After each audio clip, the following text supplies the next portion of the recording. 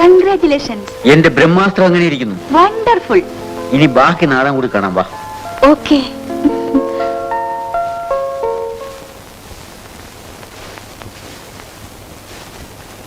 മോനെ എന്താ മായി? ഇതൊക്കെ എടുത്തു വെക്കാൻ ഞങ്ങളില്ലേ കുഞ്ഞേ? ഞാനെടുത്ത് വെച്ചോളാം. വേണ്ട കുഞ്ഞേ. ഇത്രയും കാലം ഞാൻ അമ്മായിക്ക് ഭാരമായിട്ട് ജീവിച്ചു. ഒരു ഭാരവും ഇല്ല. നീ ഇവിടെ വന്നതിന് ശേഷമാ ശോഭയുടെ അച്ഛന് 4 കേസ് കിട്ടി തുടങ്ങിയത്. കഴിഞ്ഞ ജന്മത്ത് നീ എന്റെ സ്വന്തം മോനായിരുന്നെന്നാ തോന്നുന്നത്. ഇല്ലെങ്കിൽ നീ ഇവിടെ വരുവോ? മോനെ, നീ എന്റെ കൂടെ വാ. നമുക്ക് കടയ്ക്ക് പോണം. നീ അമേരിക്ക പോവല്ലേ? ഒരു 5-6 നല്ല പാന്റ് കോട്ടും ഒക്കെ വാങ്ങണം. അമ്മായിക്ക് ആള് മാറിപ്പോയോ? എന്നോട് ഇതുവരെ ഒരു ദിവസം പോലും ഇത്ര സ്നേഹമായിട്ട് ഒന്നും പറഞ്ഞിട്ടില്ലല്ലോ.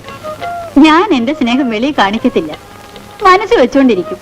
അതാ എന്റെ സ്വഭാവം. നീ ശോഭയും എന്റെ 2 കണ്ണുകളാ, അറിയാമോ?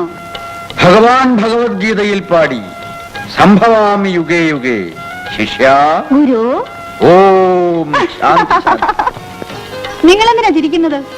അവൻ വേറെ ആരുമല്ല, എന്റെ മരുമോനാ. മരുമകൻ? ഓ, മരുമകൻ.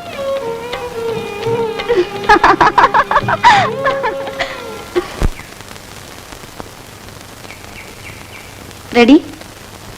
Yes, ready. Just A minute. ഇപ്പൊ എന്തിനാ ഈ ഫോട്ടോ? ഇനി 3 വർഷം കഴിഞ്ഞല്ലേ രഘുവിനെ എനിക്ക് കാണാൻ സാധിക്കൂ. ശോഭയുടെ ഫോട്ടോ ഞാൻ എപ്പോഴേ എടുത്തു കഴിഞ്ഞു. എന്നിട്ട് എവിടെ? എന്റെ മനസ്സിൽ ഒരിക്കലും ആയാത്ത ഫോട്ടോ.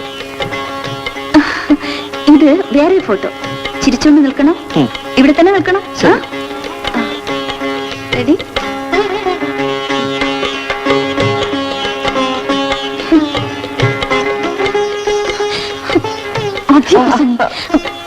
ഇങ്ങനെയാണോ ഫോട്ടോയ്ക്ക് നിൽക്കുന്നത്? ഇനി നേരെ നിൽക്കാം. റെഡി? സ്മൈൽ.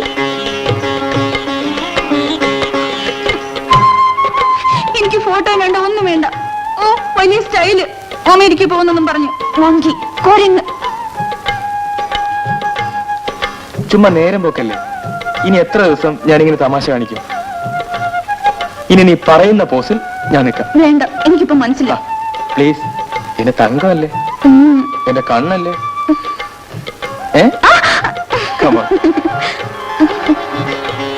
റെഡി? സ്റ്റഡി നിൽക്കണേ.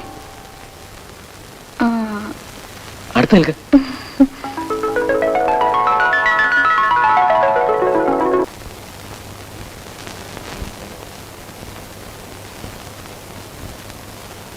ഇനി എന്ന് കാണും?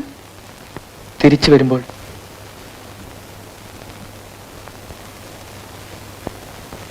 മൂന്ന് വർഷം അല്ലേ? അതെനിക്ക് 3 യുഗമായിരിക്കും. ദിവസവും ലെറ്റർ എഴുതണേ? അതെങ്ങനെ സാധിക്കും? ആഴ്ചയിൽ എഴുതാം. ആ, വരുമ്പോ തനിച്ച് തന്നെ വരണം. കൂടെ ഒരു മദാമയും കാണും. മദാമയോ? ആ, അതെ, എന്റെ മനസ്സിലുള്ള മദാമ, മിസ് ശോഭ. എന്നെ എപ്പോഴും കാണണ്ടേ? ഇതാ നമ്മുടെ ഫോട്ടോ.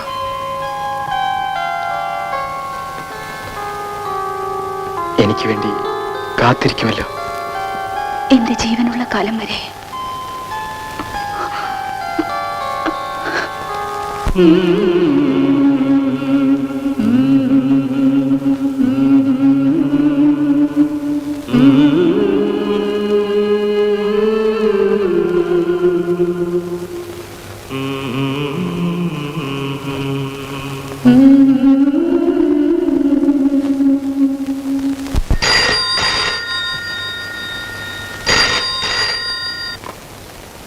ഹലോ, ആരാ?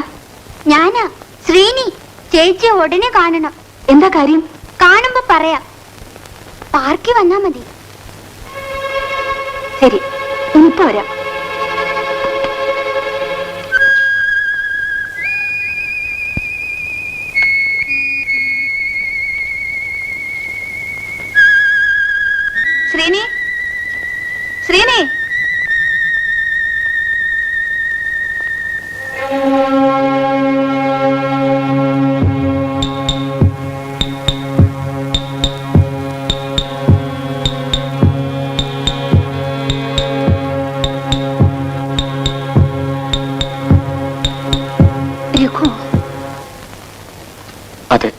ഞാൻ തന്നെ.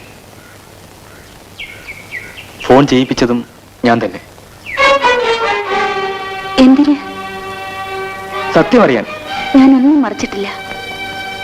എന്നാലും വഞ്ചിക്കാൻ ഇത്രയും ധൈര്യം ഒരു പെണ്ണിനുണ്ടാകുമോ? ഞാനാരെയും വഞ്ചിച്ചിട്ടില്ല. നിങ്ങളും ഇഷ്ടമുള്ള ഒരു പെണ്ണിനെ വിവാഹം കഴിച്ചോളൂ. ഞാൻ അങ്ങനെ വിവാഹം കഴിച്ചിരുന്നെങ്കിൽ നീ ഇന്ന് ജീവനോടെ ഇരിക്കുമായിരുന്നു. തീർച്ചയായും ഇല്ല. പിന്നെ നീ ആ വയസ്സിന് എന്തിനു വിവാഹം കഴിച്ചു? പണത്തിന് വേണ്ടി. കള്ളം. ഞാനത് വിശ്വസിക്കില്ല. എന്ത് പറഞ്ഞു രഘു വിശ്വസിക്കും? നിന്റെ സുഖത്തിന് വേണ്ടി ചാരിത്രം വിറ്റ് കാശാക്കിയ ഒരു വേശി എന്ന് പറയൂ. രഘു, നിൽക്കൂ. ഈ ഫോട്ടോ കണ്ടോ? മരണം വരെ കാത്തിരിക്കാമെന്ന് പറഞ്ഞ് അന്ന് നീ എനിക്ക് തന്ന പ്രേമ സമ്മാനം.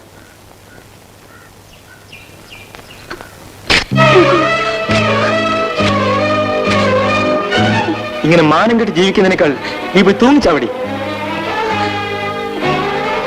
ഇനി നീ എന്നെ കാണരുത്. ഞാൻ മരിച്ചെന്ന് കേട്ടാൽ കൂടി എന്റെ ശവം കാണാൻ പോലും നീ വരാൻ പാടില്ല.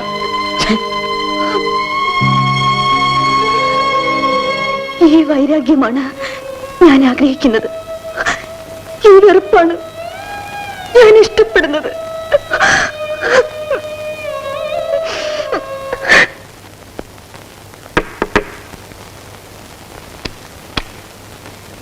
ആരാ?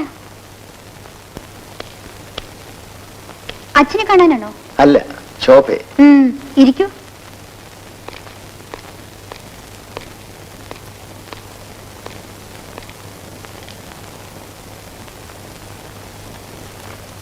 ദേ, നിങ്ങളെ കാണാൻ ഒരാള് വന്നിരിക്കുന്നു.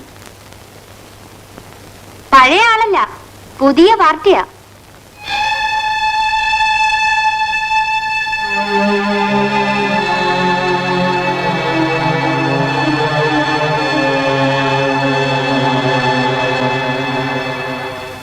ശോഭ എന്താ കഴിഞ്ഞ ആഴ്ച വരാഞ്ഞത്? ഞാൻ കാത്തിരുന്നല്ലോ. വരൂ, നമുക്ക് അകത്തിരുന്ന് സംസാരിക്കാം.